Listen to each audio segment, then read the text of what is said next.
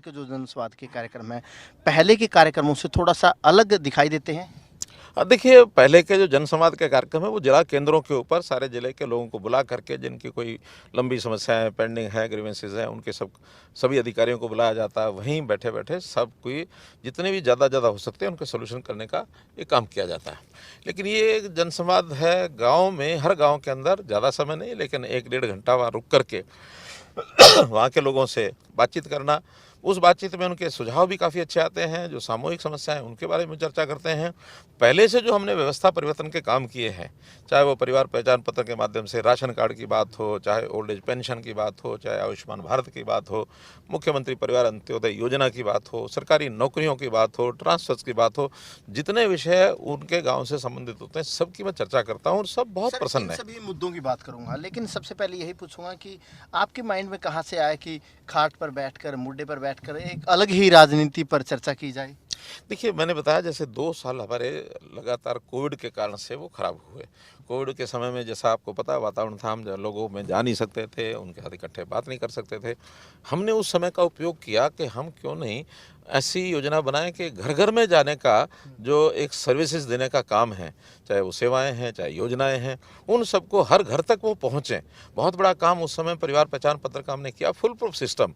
उसकी क्या अभी नीचे गाँव में कितना लाभ मिला है, कितना नहीं मिला है, प्रत्यक्ष तौर पर उसकी जानकारी गाँव में जाके ही मिल सकती है। हम केवल वहाँ कार्यकर्ताओं को बुलाकर या थोड़ी संख्या में जिला केंद्रों पर बुला करके उसकी जानकारी नहीं ले सकते हैं।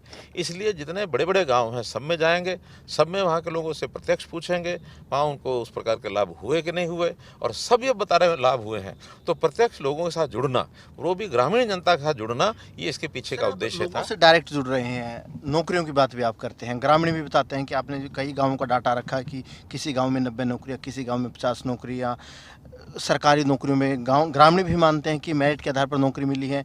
कितनी आपके लिए उपलब्धि मानते हैं? क्योंकि अब तो आप 1 टू 1 कर ही रहे हैं ग्रामीणों से। सुशासन के ये बड़े किस्से हैं, बड़ा ये एक उपयोग है कि हम अच्छा शासन कैसे दे सकते हैं। शासन तो कोई भी करता है, लेकिन उस शासन में वो सुशासन है या कुशासन है। कुछ लोगों की तरफदारी होती है, ये सारे समाज को एक जैसा मान के करते हैं। हमने 2014 के चुनाव में हरियाणा एक, हरियाणवी एक की बात कही थी, वो केवल कहने के लिए नहीं कही थी। हमने कहा था सब समान हैं, सब विधानसभा क्षेत्र समान हैं, सब जातियाँ समान हैं, सब जिले समान हैं। हरियाणा का नागरिक है तो हरियाणा का नागरिक मेरा परिवार का सदस्य है। हाँ, यदि उसमें कमज़ोर परिवारों की मदद करना ये कोई गुनाह नहीं है।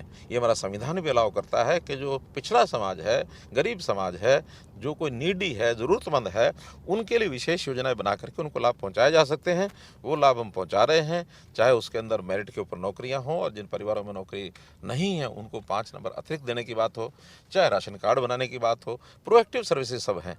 तो इन सारी चीज़ों के माध्यम से हम ऐसे गरीब समाज को लाभ देने के लिए आगे बढ़े हैं। बहुत बड़ा संतोष है। सर, आपके मंच पर सरपंच भी होते हैं, आप भी सरपंचों से, ग्रामीणों से पूछते हैं कि ई टेंडरिंग का कितना फ़ायदा है? जो सरपंच विरोध कर रहे थे, यहाँ पर जितने भी सरपंच मौजूद रहे, सब खुश नज़र आ रहे हैं कि ई टेंडरिंग से? मुट्ठी भर लोग जो विरोध करने वाले थे वो आगे आए थे, चाहे वो पंचकुला पहुँचे, चाहे उन्होंने कोई प्रदर्शन कहीं पर भी किया। एक मुट्ठी भर लोग, हाँ, अपने गांव के कुछ लोगों को साथ लाने के बाद लगता है कि ये 2-4 हज़ार हैं। मात्र 700-800 सरपंच ऐसे हैं जिन्होंने अभी कोई पंचायत का प्रस्ताव पारित नहीं कराया। 6200 में से 5600 पंचायतों ने अपने अपने छोटे बड़े और प्रस्ताव पारित करके काम कराने शुरू कर दिए हैं। हमने जो 850 करोड़ रुपया वहाँ भेजा था, अधिकांश पैसा लोगों ने बुक कर लिया है अपने कामों के कारण से। जिन लोगों ने, जिन पंचायतों ने काम नहीं किया है, उनसे जनता हिसाब मांगेगी। आखिर उनका पैसा पिछले साल का वापस लौट जाएगा, अगले साल में उनको पैसा मिलेगा। तो जो पिछले साल का जिन्होंने कोई प्रस्ताव पारित नहीं किया, उसका नुकसान तो उन गाँव को ही हुआ, उनका कुछ नहीं बिगड़ा है। और यहाँ के सरपंच जैसा बताते हैं कि ई टेंडरिंग का विरोध क्यों? क्योंकि कमीशन खाने के स्वभाव गाँव सरपंच खुद कहते हैं। और हम उनसे पूछते हैं ये स्टेप हमने जो किया है ई टेंडरिंग का, उनका बहुत अच्छा किया है, बहुत बढ़िया किया है। कल तो मुझे एक सरपंच ऐसे भी मिले, वो कहने लगे आपने 2 लाख से 5 लाख ऐसे ही कर दिया, 2 लाख से 50,000 कर देते तब भी ठीक था हमारे लिए, हमने कोई कमीशन थोड़ी खानी है। तो अधिकांश सरपंच और गाँव के लोग सब इससे सहमत है, कहीं किसी की प्रकार की तकलीफ नहीं है, कहीं कोई फसलों दिक्कत का नहीं। कितना नुकसान हो रहा है? आप भी कई खेतों में गए, फसल, खराब फसलें आपने देखी, आपने कहा कि गिरदावरी हो रही है। फसलों का नुकसान हुआ है, प्राकृतिक एक संकट ये आया है, बेमौसमी बरसात, बेमौसमी ओलावृष्टि, इससे चाहे सरसों का नुकसान हुआ, चाहे गेहूं की फसल हमारी लंबी लेट गई है, उसमें भी अनाज काला पड़ जाएगा, उसमें भी लोगों को पूरा अनाज मिलेगा नहीं। और उसमें विशेष तौर पर जो कटाई खड़ी फसल की होती है मशीनों द्वारा होती है। अब जब बिछ जाती है तो उसके बाद मशीनें कटाई भी नहीं कर पाएंगी, उनको मैनुअल कटाई करानी पड़ेगी। बहुत बड़ा संकट एक है। फिर भी हम इसका गिरदावरी करा करके और इसका जो मुआवजा है वो मुआवजा उनको मई के महीने में मिलेगा।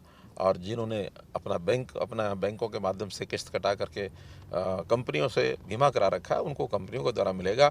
मई महीने में सबको ये पैसा मिलने का हम पूरा प्रोग्राम सर, हम बनाएंगे। भी सारे जनसंवाद कार्यक्रम आपके देख रहे हैं, पानी का मुद्दा बड़ा उठ रहा है, चाहे पीने के पानी की बात हो, खेती के लिए पानी की बात हो, किसान ग्रामीण पानी का मुद्दा काफ़ी उठा रहे हैं इस इलाके एकदम ठीक बात है। पानी चूँकि ये भी एक अपने आप में एक प्राकृतिक देन है।